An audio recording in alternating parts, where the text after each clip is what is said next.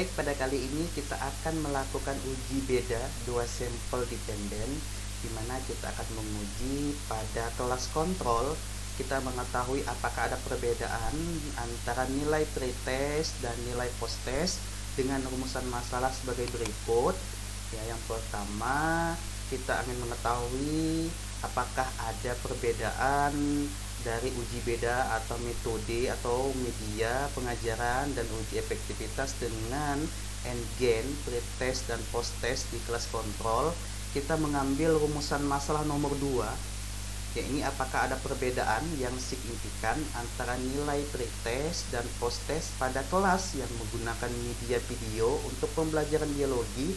Jadi media video ini merupakan dari kelas kontrolnya. Oke, kita kembali ke SPSS-nya.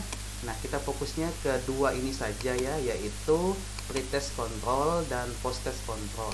Seperti pada umumnya, jika kita ingin melakukan uji beda dua sampel, tentunya bisa menggunakan uji parametrik dan bisa menggunakan uji non parametrik.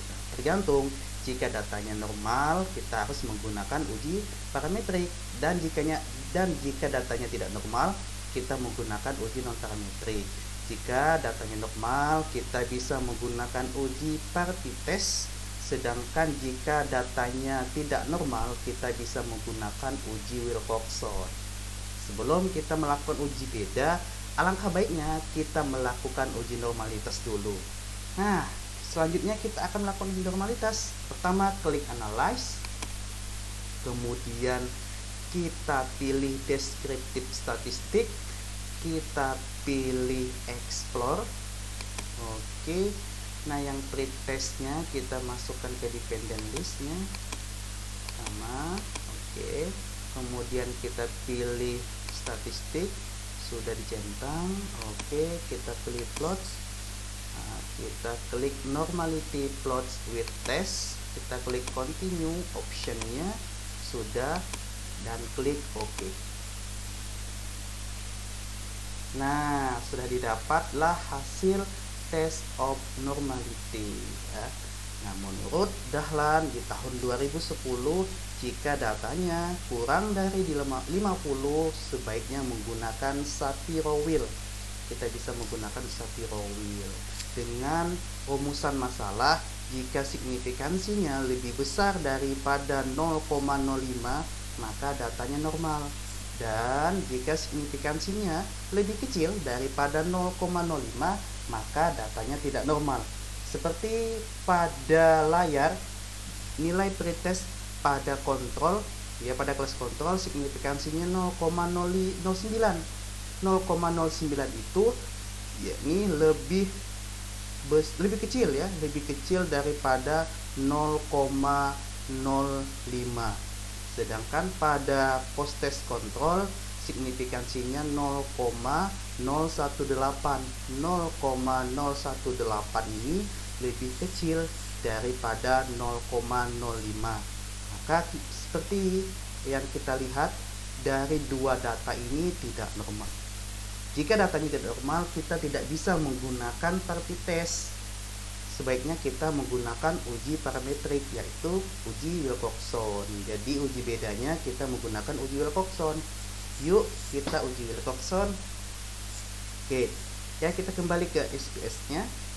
Nah, kalau uji Wilcoxon gimana?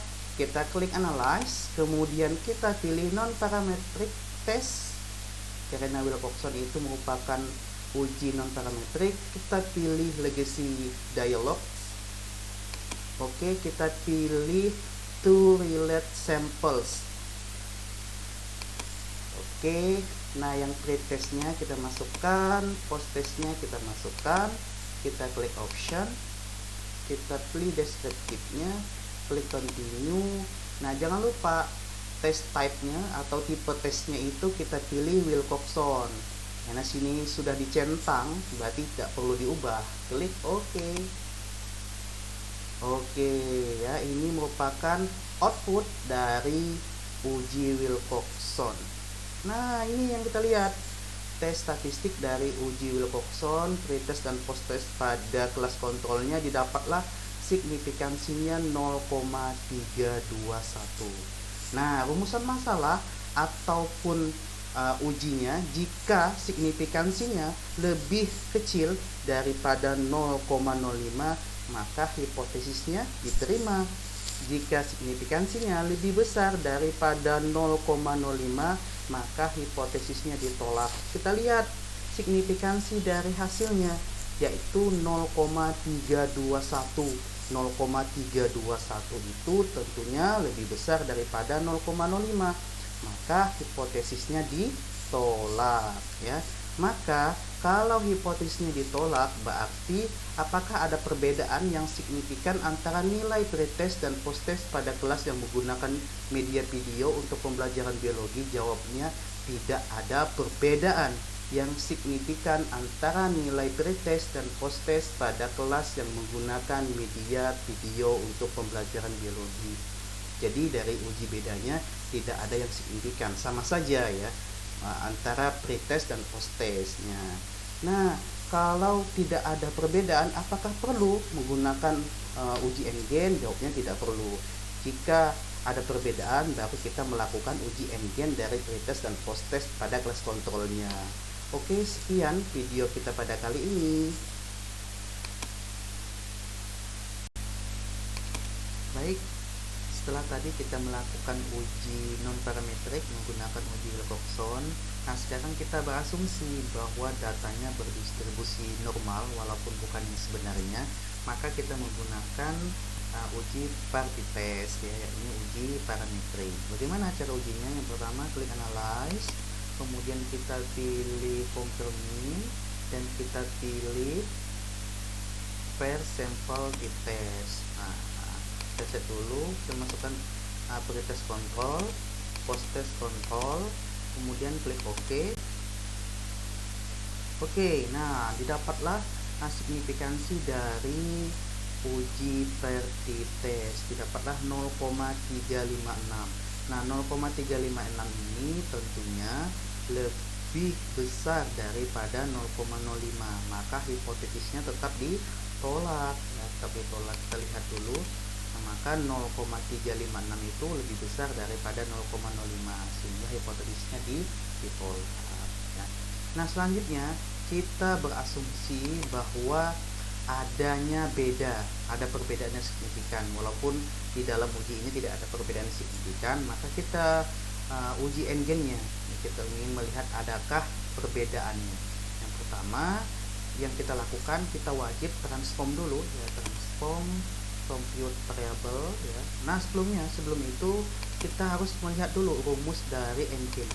Rumus NGen itu yaitu skor posttest dikurang skor pretest dibagi skor ideal dikurang skor pretest. Skor idealnya dalam ini adalah 100. Kita kembali ke SPSS ya, kita transform compute variable. Nah, yang pertama yang kita perlu lakukan adalah membuat kategori baru post, yakni dikurang free, ingat posttest dikurang pretest, dihapus, kita bagi post, masukkan dikurang pretest, masukkan. Oke. Nah, execute berarti ada sudah tereksekusi ya. Kita lihat. Nah, sudah. Selanjutnya di kategorinya kita ketik lagi transform compute variable, kemudian ini kita ganti ideal ya, ideal kurang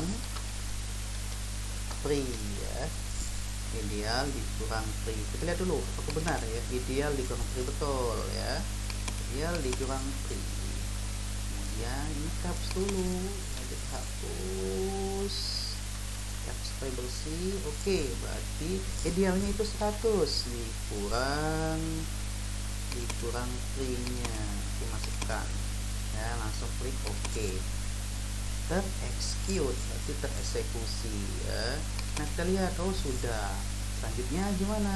Selanjutnya yaitu kita membuat n-gen-nya. Transform lagi, compute. Nah, kita buat n-gen. n-gen. Bagaimana cara buat n-gen-nya? Ya, kita masukkan rumusnya. Post dikurang pri, masukkan, dibagi ideal dikurang pri, masukkan. Oke, klik oke, execute. Lihat, oh betul, sudah ada minus ya, berarti tidak sesuai ya. Nah, selanjutnya kita bisa membuat n-gen dalam bentuk persen ya. Bagaimana caranya? Transform compute variable, kita ganti n-gen persen. N-gen persen. Oke, kemudian n-gen persen itu n-gen, langsung kita kalikan bintang ini, kalikan 100. Oke, nah execute, berarti tereksekusi. Nah, sudah. Nah, selanjutnya kita melakukan statistik deskriptif. Gimana caranya? Kita tekan analyze, kita pilih deskriptif statistik, kita pilih deskriptif. Apa yang ingin kita deskripsikan? Ini n-gen dan persen. Nah, masukkan, kemudian klik OK. Nah, ini yang kita baca adalah min-nya atau rata-ratanya. Nah, untuk n-gen dan n-gen persen. Ini minus, kenapa? Ya, karena tidak ada bedanya. Nah, kita anggap ini plus, kita anggap ada bedanya ya. Nah, sehingga didapatlah, misalnya kita hilangkan minusnya, kita anggap plus ya. Kenapa? Kita berasumsi bahwa ada bedanya, sehingga dapatlah n-gen-nya 0,2228. 0,2228. Kita lihat 0,228 itu merupakan dikurang dari 0,30, maka diklasifikasikan sebagai n-gen rendah. Kita lihat lagi ya, kalau untuk n-gen persennya dapatlah 22,27% ya. 22% itu termasuk apa? Nah, 22% itu ya termasuk ke dalam tidak efektif ya. Nah, jadi n-gen ini tidak efektif, berarti tidak ada beda jauh, tidak efektif. Nah, seperti itulah cara kita menentukan n-gen di dalam uji beda. Terima kasih.